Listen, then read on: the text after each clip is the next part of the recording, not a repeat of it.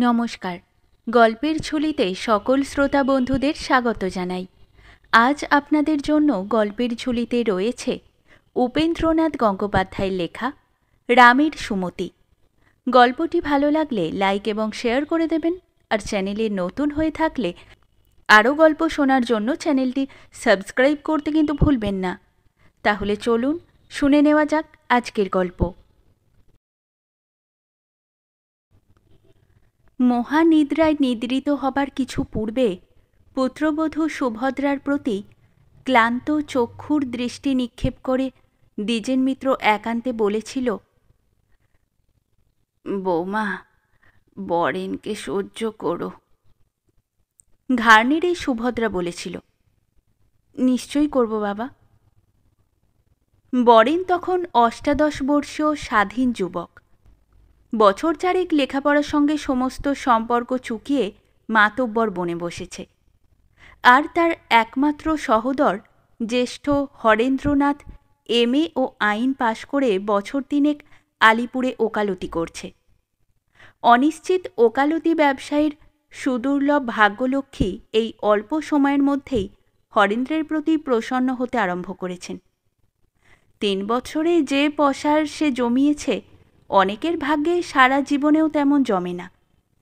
চেতলা থেকে মাইল দেড়েক দক্ষিণে আতরপুরে হরেন্দ্রনাথদের বাস।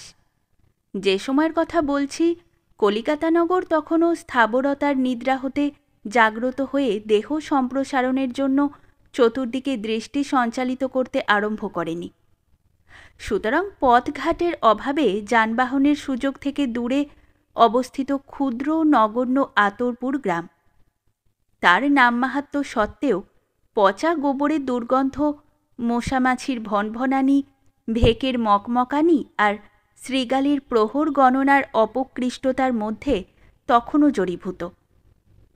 এমন বিশ্রী জায়গায় শুধু প্রাণটা কোনো রকমে দেহে বজায় রাখবার জন্যই জীবনযাপন চলে।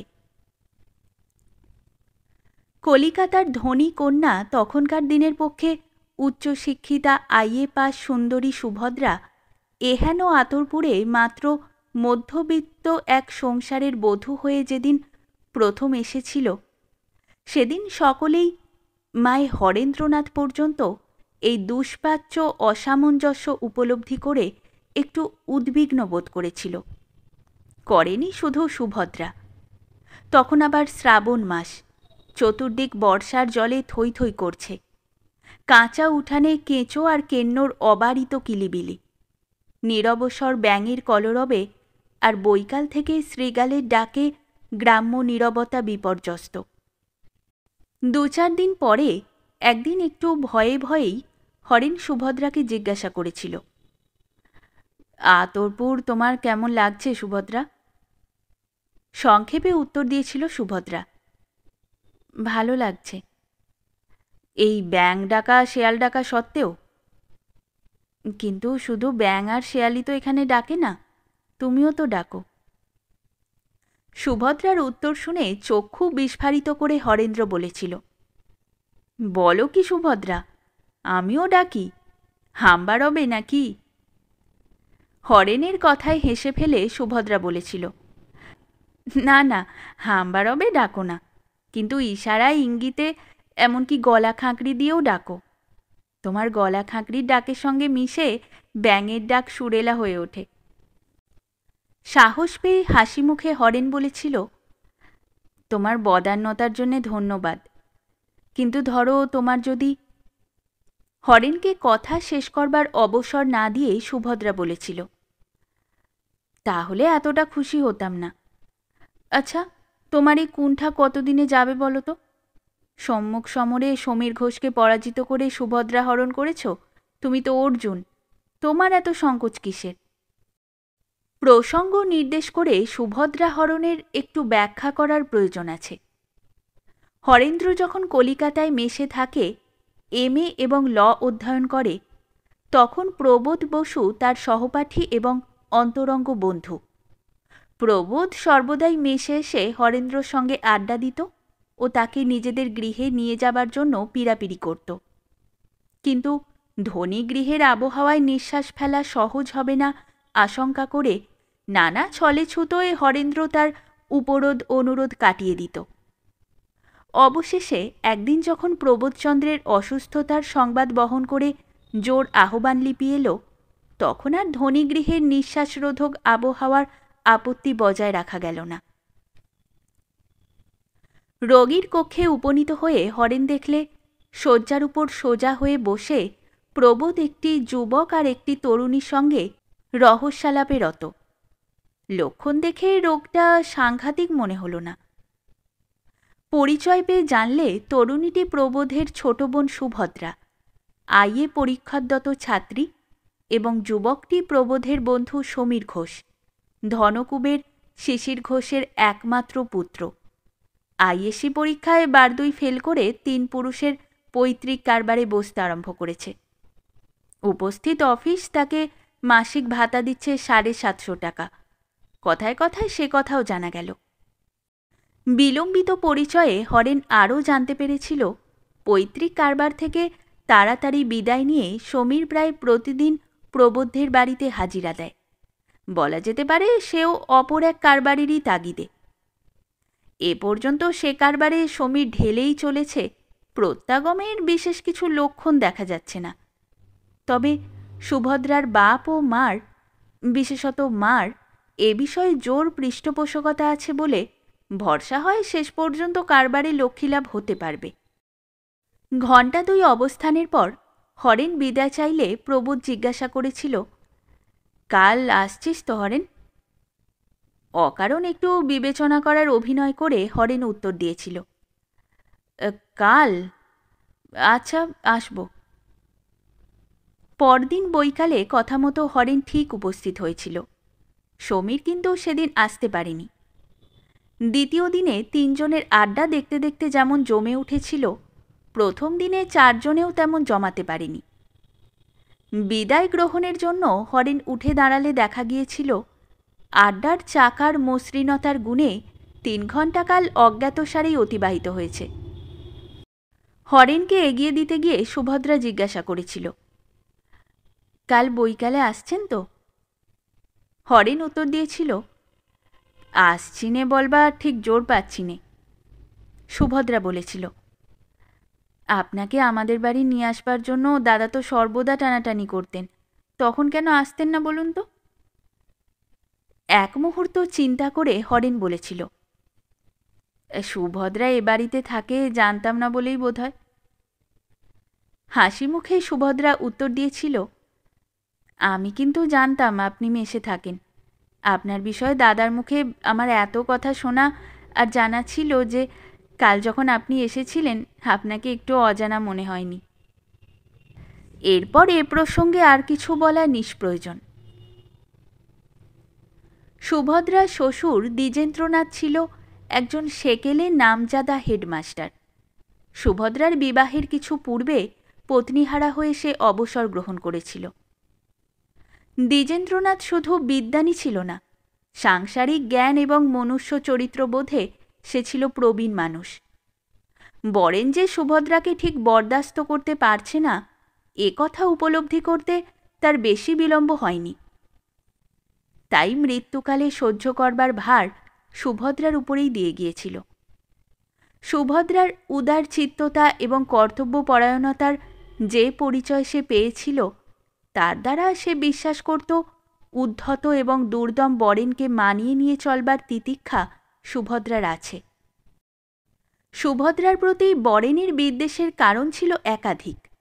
প্রথমত, তার চেয়ে মাত্র 3 বৎসরের বড় একটা মেয়ে প্রথম বিভাগে আইএ পাশ করার প্রভা নিয়ে সংসারে প্রতিষ্ঠিত হয়ে লোকচক্ষুর সম্মুখে তার মূর্খতার কালিমাকে আরও খানিকটা প্রকট করে দিয়েছিল। দ্বিতীয়ত, ওই ঘৃণিত বিদ্যাবত্তার প্রভাবেই সে তার পিতার অনেকখানি স্নেহ অধিকার করতে সমর্থ হয়েছিল। এবং তৃতীয়ত, শুধু স্নেহেই নয়, পিতার দৈনিক সংসার খরচের হিসাবপত্র টাকা করিও অধিকার করেছিল।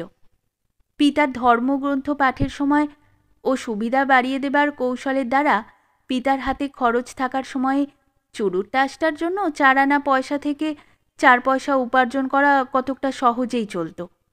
সুভদ্রার আমলে একটা পূর্ণ টাকা থেকে 4 পয়সায় সুবিধা করতে ঘাম ছুটে যায়।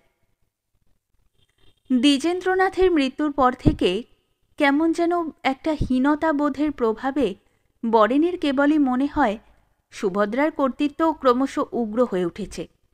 তার ফলে তার মন ওঠে বিষিয়ে, উচ্ছৃঙ্খলতা যায় বেড়ে। একদিন দ্বিপ্রহরে আহারের পর বরেন বেরিয়ে যাবার উপক্রম করছে। সুভদ্রা নিকটে এসে জিজ্ঞাসা করলে, ঠাকুরপো, কোথায় যাচ্ছ? কিছু আগে একটা কোনো প্রসঙ্গ নিয়ে একটু তিক্ততার সৃষ্টি হয়েছিল। ভ্রু কুঞ্চিত করে বরেন বললে, যেখানে যাচ্ছি সেখানে। আচ্ছা, সেখানেই যেও, কিন্তু লক্ষ্মী ভাই, যাবার আগে একটা কথা শোনো। কথা না হুকুম? না, হুকুম নয়, কথাই। বুদ্ধির তো অভাব নেই তোমার। আচ্ছা, এই উদ্দেশ্যহীন জীবন ছেড়ে দিয়ে একটু লেখাপড়ায় মন দাও না। বরেন হেসে উঠল। লেখাপড়ায় মন দেবো? লেখাপড়া হবে আমার বলে তুমি বিশ্বাস করো? কেন হবে না? তোমার দাদার কেমন করে হয়েছে? দাদার কথা ছেড়ে দাও। দাদার মাথার ওপর বাপ মা ছিল, আমার কে আছে? কেন, তোমার দাদা আছেন, আমি আছি। লোকে কথায় বলে বড় ভাই বাপের মতো। বরেনের মুখে ক্রূর হাসি ফুটে উঠল। বললে, বড় ভাই বাপের মতো না হয় মানলাম, কিন্তু কিছু মনে করো না, সঙ্গে যে সৎমার মতো বড় ভাজও আছে। শান্ত কণ্ঠে সুভদ্রা বললে, পরীক্ষাই করে দেখো না একবার সৎমাকে। বোধহয় সৎমাকে খুব অসৎ বলে মনে হবে না। কখনো কখনো সৎমা আপন মার চেয়েও সৎ হয়। কোনো উত্তর না দিয়ে বরেন মুখ গোঁজ করে রইল। সুভদ্রা বললে, তোমাকে আমি স্কুলে ক্লাস 7-এ নাম লিখিয়ে পড়তে বলছি নে। তোমার দাদা ব্যস্ত মানুষ, সময় নেই। আমি তোমাকে যত্ন করে পড়াতে পারি ঠাকুরপো। তুমি তুমি পড়াবে? যদি পড়তেই হয় MA পাস কোনো লেখাপড়া জানা লোকের কাছে পড়ব। তুমি IA পাস মেয়ে ছেলে, তুমি কি পড়াবে? সুভদ্রার মনে পড়ে গেল রবীন্দ্রনাথের কাঁসার ঘটির অনুযোগ, কূপ তুমি কেন খুড়া হলে না সাগর। বললে, আমি তো সব সাবজেক্ট পড়াবো না তোমাকে, শুধু ইংরেজি, বাংলা আর সামান্য একটু অঙ্ক। আমার কাছে 1-8খানা বই শেষ করো, তারপর MA পাস মাস্টারের সন্ধান করা যাবে। কিন্তু এ লেখাপড়া শেখার ফলটা কি হবে শুনি? মোটা ভাত, মোটা কাপড় আর 15 টাকা মাস মাইনের তোমাদের মুহুরিগিরি তো। চকিত স্বরে সুভদ্রা জিজ্ঞেস করলে, তোমাদের মুহুরিগিরি মানে? বরেন বললে, আচ্ছা, তোমার স্বামীরই না হয় হলো। কিছু মনে করো না ঠাকুরপো, তোমার কথার উত্তরে একটা কথা জিজ্ঞাসা করি। আমার স্বামীকে বাদ দিয়ে এই মোটা ভাত, মোটা কাপড় আর মাসিক 15 টাকা মাইনে উপার্জন করার মতো শক্তি তোমার আছে তো? আছে। এই বাড়ির অর্ধেক অংশ বিক্রি করে আমি ব্যবসা করতে পারি। এর বিরুদ্ধে অনেক কথা বলবার আছে, কিন্তু সেসব কথা উপস্থিত বাদ দিয়ে একটা কথা তোমাকে জিজ্ঞাসা করি।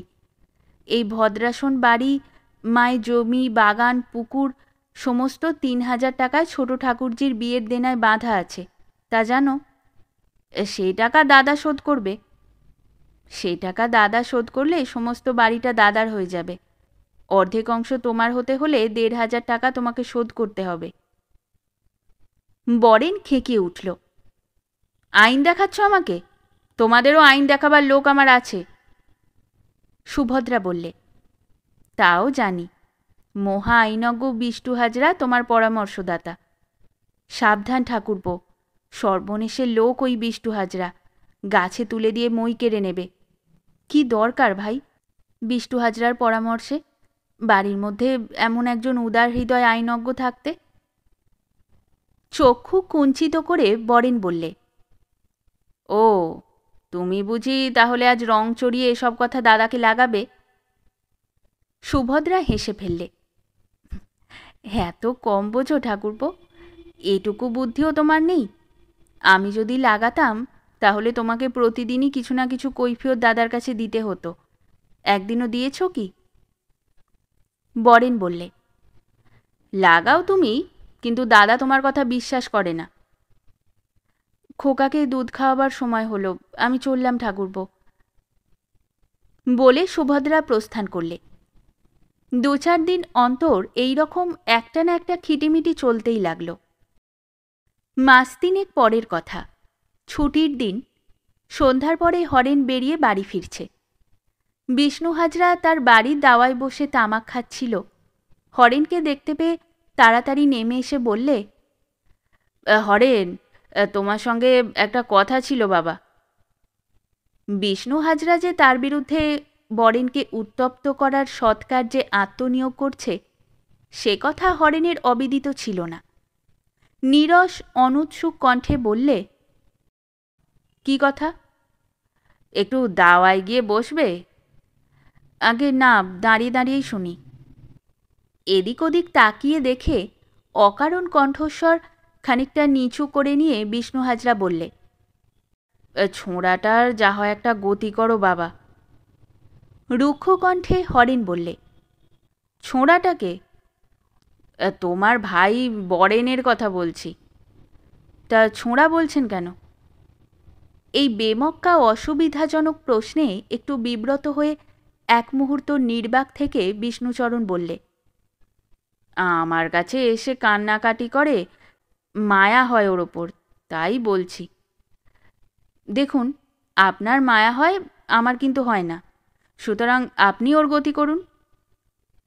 প্রস্তাব শুনে চকিত কণ্ঠে বিষ্ণুচরণ বললে, আমি আমি কি গতি করব? সহজ সুরে হরেন বললে, কেন, পার্টিশন শ্যুট আর অ্যাকাউন্ট শ্যুট দায়ের করা থেকে আরম্ভ করে সম্পত্তি আর টাকা পাইয়ে দেওয়া পর্যন্ত সব। শুনুন হাজরামশাই, একটা স্পষ্ট কথা আপনাকে বলি। আতরপুর থেকে আলিপুরে ওকালতি করা খুবই কষ্টের ব্যাপার। মাঝে মাঝে মনে করি ভবানীপুরে কিংবা কালীঘাটে বাসা ভাড়া নিয়ে উঠে যাই। শুধু গ্রামটার প্রতি মায়াবশত পারিনি, কিন্তু আর নয়, কালই আমি ভবানীপুরের দিকে বাড়ি ভাড়া নেবার ব্যবস্থা করছি। বাসা পেলেই বরেনকে এখানকার বাড়ি ঘরদোর বাগান জমিজমা সব ছেড়ে দিয়ে মাস দুয়েকের খরচা দিয়ে আর আপনাকে ওর মুরব্বি হবার পরিপূর্ণ সুযোগ দান করে সপরিবারে আমি চলে যাব। বিষ্ণুচরণ খ্যাঁক করে উঠল, আমি ওর মুরব্বি হতে যাব কেন? আপনার ওর প্রতি মায়া পড়েছে আর আপনি ওর গতি করবেন বলে। কিন্তু আমিও তোমাকে বলছি। বিষ্ণুচরণকে কথা শেষ করতে না দিয়ে হরেন বললে, আগে আমাকে কথা শেষ করতে দিন। 2 মাস পরে যখন দেখবে শ্যাম ভবানীপুরে সরে পড়েছে আর কুল রাখবার কোনো ব্যবস্থাই আপনি করছেন না, তখন সাংঘাতিকভাবে ও আপনার ওপর চড়াও হবে। একটা হিতকথা শুনবেন হাজরামশাই? কোনো উত্তর না দিয়ে বিষ্ণু হাজরা তীক্ষ্ণ নেত্রে হরেনের প্রতি তাকিয়ে রইল। আমাদের আতরপুরের সম্পত্তি এখন ঝাঁঝরা মৌচাক, 1 ফোঁটা মধু এ থেকে নিংড়ে বার করবার উপায় নেই। কর্কশ কণ্ঠে বিষ্ণু বললে, কেন? কানায় কানায় দেনায় ভরা। তুমি সম্পত্তি দেনা থেকে মুক্ত করনি কেন? সেটা একান্তভাবে আমার খুশি বলে। কিন্তু বাবা, শহরে নিজের স্ত্রীর নামে জমি কিনছো আর এদিকে নাবালক ভাইয়ের সম্পত্তি দেনায় ডুবিয়ে রেখেছ, এ খুশি তো ভালো খুশি নয়, আর এ কাজও পাকা কাজ নয়। আইনের উপদেশ আমি আপনার কাছ থেকে পরে নেব। আপাতত একটা কথা বলি, ধর্মগ্রন্থ পড়বেন? কিছু বই পাঠিয়ে দেব, রামায়ণ, মহাভারত, গীতা? ফোঁস করে উঠল বিষ্ণু, তুমি আমাকে অপমান করছো হরেন? হে কথা আপনি ঠিকই বলেছেন, ধর্মগ্রন্থ পড়বার অনুরোধ করলে আপনাকে অপমান করাই হয়। বলে হরেন দ্রুত পদে প্রস্থান করলে। গৃহে পৌঁছে একটু উত্তেজিতভাবেই সে সুভদ্রাকে বললে, না সুভদ্রা, আর এখানে আমাদের থাকা চলবে না। কালই আমি ভবানীপুরে কিংবা কালীঘাটে বাসা দেখে দেবার জন্য বন্ধুদের অনুরোধ করে আসব। ঈষৎ চিন্তিত হয়ে সুভদ্রা বললে, কেন, আবার কি হলো? পথে বিষ্ণু হাজরার সঙ্গে যা ঘটেছিল আনুপূর্বিক সকল কথা বলে হরেন বললে, না, এ অসহ্য হয়েছে, এ দূষিত হাওয়া ছেড়ে যেতেই হবে। কিন্তু তাই বলে ঠাকুরপোকে এখানে ফেলে রেখে? তোমার ঠাকুরপোর অশিষ্টতাও ক্রমশ অসহ্য হয়েছে, ওর একটু শিক্ষা হওয়া দরকার। ওকে দূরে রাখলে শিক্ষা হবে না, কাছে রাখলেই হয়তো হতে পারবে। তাহলে কাছেই রাখো। ধন্য তোমার সহ্য শক্তি সুভদ্রা। আমার আগে তোমারই ওটাকে অসহ্য হওয়া উচিত ছিল। ওর কত উৎপীড়ন তোমাকে সহ্য করতে হয় গোলাপের কাছে তা জানতে আমার বাকি নেই। গোলাপ সংসারের পুরনো ঝি। রুষ্ট কণ্ঠে সুভদ্রা বললে, গোলাপ বুঝি ঠাকুরপোর নামে তোমার কাছে লাগায়? মাথা নেড়ে হরেন বললে, না না, ঠাকুরপোর নামে লাগাবে কেন? তোমার দুঃখের কথা আমাকে জানায়। আমার দুঃখের কথা গোলাপ কি জানে যে তোমাকে জানাবে? হাসি মুখে হরেন বললে, সে কথা সত্যি, আমি যখন জানি নে গোলাপ কি করে তা জানবে? সে কথার কোনো উত্তর না দিয়ে সুভদ্রা বললে, বাবার এত সাধের বাগান, পুকুর, ভদ্রাসন এ আমি সহজে ছেড়ে যাব না। বাবার মৃত্যুর 1 বছরের মধ্যে তো কোনো বিষ্টু হাজরার জন্যেই নয়। তাছাড়া যে চমৎকারভাবে বিষ্টু হাজরার জ্ঞানচক্ষু তুমি আজ খুলে দিয়েছ, এ পথও নিশ্চয়ই ছেড়ে দেবে। সুভদ্রার এই ভবিষ্যৎবাণী মিথ্যা হয়নি। বিষ্ণু হাজরার কোনো ক্রিয়াশীলতার কথা আর শোনা যায় না, এমনকি বরেনের মুখেও নয়। বিষ্ণু হাজরার জটিলতা শেষ হলেও বরেনের মতিগতির বিশেষ পরিবর্তন দেখা গেল না। এমনকি দ্বিজেন্দ্রনাথের মৃত্যুর বছর দেড়েক পরে তার উচ্ছৃঙ্খলতা পুনরায় এক নূতন পথ ধরে সজোরে মাথাচাড়া দিয়ে উঠল। বেলা 10টা। আদালত যাবার জন্য প্রস্তুত হয়ে হরেন সুভদ্রাকে জিজ্ঞাসা করলে, বড়া এসেছে? মাথা নেড়ে সুভদ্রা বললে, না। তারপর কতকটা যেন নিজেকেই বলতে লাগল, সেই কাল দুপুরে 2টো ভাত মুখে দিয়ে বেরিয়েছে, আর আজ এতটা বেলা পর্যন্ত দেখা নেই। যাত্রা শুনতে হবে তো দুপুরবেলাই বা যাওয়া কেন? আর আজ এখন পর্যন্ত না আসবারই বা কী কারণ আছে? হরেন বললে, ইদানিং ও আবার বাড়াবাড়ি লাগিয়েছে, তুমি ওকে ভালো করে শাসন করো সুভদ্রা। সুভদ্রা বললে, আমি শাসন করলে ও মানবে কেন? তোমাকে ভয় করে, তুমি করো। হরেন বললে, আমাকে হয়তো ভয় করে, কিন্তু যতই খিটিমিটি করুক তোমার সঙ্গে, তোমাকেও ভালোবাসে। তোমার কথায় ও সহজে বশীভূত হবে। তারপর ব্যস্ত হয়ে বললে, দেরি হয়ে যাচ্ছে, আমি চললাম। এসো। হরেন চলে গেলে হরেনের কথা ভেবে সুভদ্রা মনে মনে একটু হাসলে। উদার হৃদয় তোমার, কত ভুলভ্রান্তিই না করতে পারো। শ্বশুর ছিলেন বিচক্ষণ মানুষ, তিনি বুঝেছিলেন কোথায় গলদ, তাই শেষ সময় অনুরোধ করে গেছেন ঠাকুরপোকে সহ্য করতে। প্রতিশ্রুতি যখন দিয়েছি, শেষ পর্যন্ত সহ্য করব। কিন্তু মাসখানেকের মধ্যে যেসব ঘটনা ঘটেছে তার কিছুটাও যদি জানতে, তাহলে অমন করে ভালোবাসার কথা তুলতে পারতে না। হরেন প্রস্থান করবার মিনিট 5 মধ্যে বাড়ির ভিতরে বরেনের কর্কশ কণ্ঠস্বর শোনা গেল, গোলাপ, তেল দে। বোধহয় হরেনের বেরিয়ে যাওয়ার অপেক্ষায় কাছেই কোথাও গা ঢাকা দিয়েছিল। বরেনের কাছে উপস্থিত হয়ে সুভদ্রা বললে, এ কি কাণ্ড ঠাকুরপো, কাল দুপুরে গেছো, আজ 10টা বেলায় ফিরলে? বরেন বললে, কাণ্ড আবার কি হলো শুনি? যাত্রা হবার পর চাটা খেয়ে তারপর আসছি। বেহালা থেকে আতরপুর পথটাই কি কম?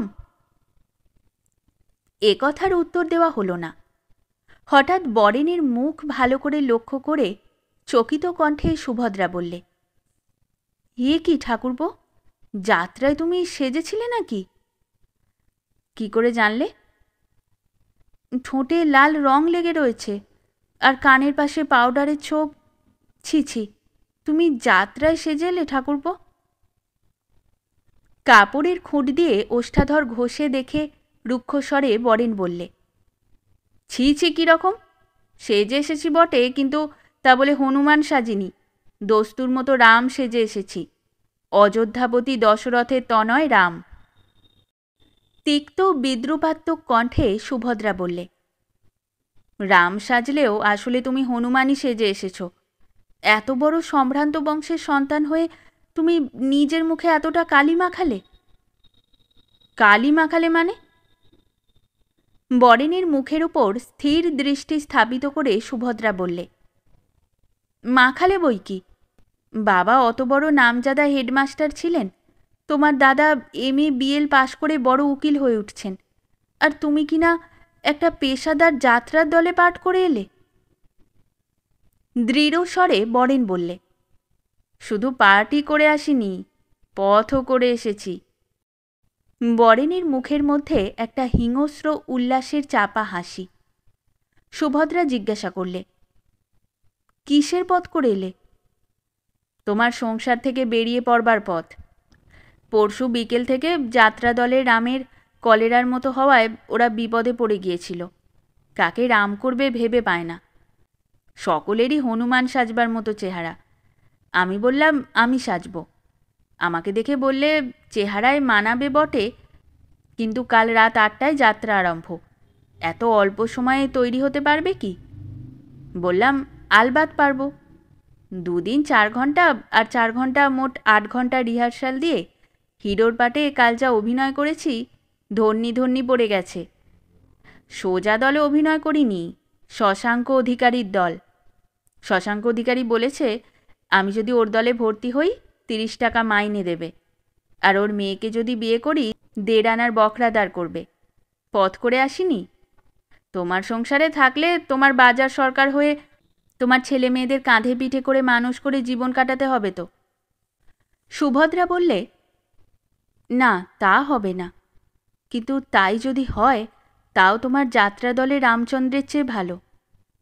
তোমার মঙ্গল যদি কোথাও থাকে এই সংসারেই তা আছে। আমাকে বিশ্বাস করো ঠাকুরপো, আমি তোমাকে ভালোবাসি। তুমি আমাকে ভালোবাসো? হাহা করে হেসে উঠে বরেন বললে, তোমার যেমন ভালোবাসা মুসলমানের মুরগি পোষা, তোমার ভালোবাসার কথা আমি 1 বিন্দু বিশ্বাস করি নে। তারপর হঠাৎ চিৎকার করে উঠল, গোলাপ, তেল দে। অন্তরাল থেকে গোলাপ বললে, তেল, গামছা, কাপড় সব রেখেছি। সুভদ্রা বললে, আমিও 1 বিন্দু বিশ্বাস করি নে ঠাকুরপো তোমার দাদার কথা। আজ এইমাত্র কাছারি যাওয়ার আগে তিনি একটা ভারী অদ্ভুত কথা বলছিলেন তুমি নাকি আমাকে ভালোবাসো। শুনে আমি মনে মনে হেসে বাঁচি নে। যে আমাকে সৎমা মনে করে, যে মনে করে আমি তাকে মুহুরি বানাবার চেষ্টায় আছি, শোনো কথা, সে আমাকে ভালোবাসে। সে তো অহরহ আমার মৃত্যু কামনা করে। আমি মারা গেলে মুখে 1 গাল পান ঠুসে যে আমাকে খাটে তুলে পুড়িয়ে এসে বলবে আপদ বিদেয় হলো, তোমার দাদা বলেন সে আমাকে ভালোবাসে। সহসা ঝরঝর করে একরাশ জল সুভদ্রার 2 চক্ষু থেকে বৃষ্টিধারার মতো ঝরে পড়ল। তাড়াতাড়ি আঁচলে চোখ মুছে অপ্রতিভভাবে সে বললে, তুমি কিছু মনে করো না ঠাকুরপো, এ চোখের জল তোমার কোনো কথার জন্যে নয়, এ তোমার দাদার কথার জন্যে। কি অদ্ভুত কথাই না বলে গেলেন তিনি। যাও তুমি স্নান করোগে। ধীরে ধীরে সুভদ্রা অন্যদিকে চলে গেল। বেলা তখন 2টো। একটি ছেলে আর একটি মেয়েকে নিয়ে সুভদ্রা তার ঘরে শুয়ে আছে। দরজায় ধাক্কা পড়ল। তাড়াতাড়ি উঠে দৌড় খুলে সুভদ্রা দেখে বরেন দাঁড়িয়ে আছে। কি ঠাকুরপো? বরেন বললে, বেহালায় চললাম, ওদের সঙ্গে ব্যবস্থা যদি হয়ে যায় মাস 4-5 না আসতেও পারি। ওর সঙ্গে দেখা করে যাবে না? না, তুমিই বলে দিও। সুভদ্রা বললে, এই যে তোমার অন্যায় আচরণ, অকারণে আমাদের ছেড়ে চলে যাওয়া, এও আমি সহ্য করব, কারণ বাবা তোমাকে সহ্য করবার আদেশ দিয়ে গেছেন আমাকে। চকিত কণ্ঠে বরেন বললে, বাবা তোমাকে আদেশ দিয়ে গেছেন? কবে? শেষ দিনে। এক মুহূর্ত চুপ করে থেকে বরেন বললে, বাবা তাহলে তোমাকে চিনতে পেরেছিলেন? হ্যাঁ পেরেছিলেন। একটু মিষ্টি আর জল খেয়ে যাও ঠাকুরপো। মাথা নেড়ে বরেন বললে, না খাবার এখন কোনো দরকার নেই বলে গমনোদ্যত হলো। তাড়াতাড়ি এগিয়ে গিয়ে খপ করে বরেনের একটা হাত ধরে ফেলে সুভদ্রা বললে, লক্ষ্মী ভাই, একটা কথা আমার রাখো, একটু মিষ্টি আর জল খেয়ে যাও। দাও দাও। একটা রেকাবে 4টে সন্দেশ আর 1 গ্লাস জল নিয়ে এসে সুভদ্রা বরেনের সামনে রাখলে। একটা সন্দেশ তুলে নিয়ে খেয়ে জলটা ঢকঢক করে পান করে বরেন বেরিয়ে গেল। বেলা 4টে বেজে গেছে, আর অলস হয়ে বসে থাকা চলে না। বিষণ্ণ গম্ভীর মন নিয়ে হাতের গোটা কাজ সেরে সুভদ্রা পুকুরে যাবে, এমন সময় কানে প্রবেশ করল, বৌদি। সুরের নূতনত্বে চমকিত হয়ে চেয়ে দেখে সুভদ্রা বললে, কি ঠাকুরপো? বরেনের মুখে লজ্জা ও হাসির একটা স্তিমিত রসায়ন। ফিরে এলাম বেহালার অর্ধেক পথ থেকে। কেন? রামচন্দ্রের পাঠ আর করব না, এবার থেকে করব লক্ষণের পাঠ। ওদেরই দলে? ব্যগ্রকণ্ঠে বরেন বললে, না না, শশাঙ্ক অধিকারীর দলে নিশ্চয়ই আর নয়, এবার তোমাদের দলে। তার মানে? তার মানে দাদা হবে রামচন্দ্র, তুমি হবে সীতা, আমি লক্ষণ, আর আমাদের এই সংসার হবে অযোধ্যানগর। সুভদ্রার মুখ উল্লসিত হইয়া উঠিল। সত্যি? সত্যি। আচ্ছা বৌদি, তুমি লেখাপড়া জানা, পাশ করা শক্ত মেয়ে, তুমি বকবে ঝকবে তর্ক করবে, তখন তুমি অমন করে কাঁদলে কেন বলো দেখি? বেহালার পথে যেতে যেতে যতবার তোমার কথা মনে পড়ে দেখি তুমি কাঁদছ।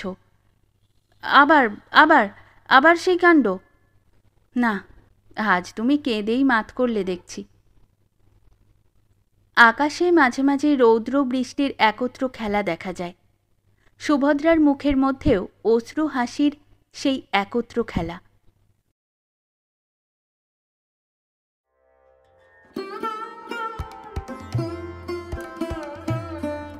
শেষ হলো আমাদের আজকের গল্প। গল্প পাঠে এবং বিভিন্ন চরিত্রে আমি তৃষিতা।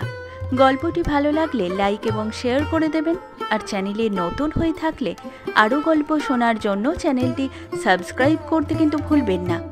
খুব তাড়াতাড়ি নতুন একটি গল্প নিয়ে ফিরে আসব। সকলে ভালো থাকুন, শুনতে থাকুন গল্পের ঝুলি।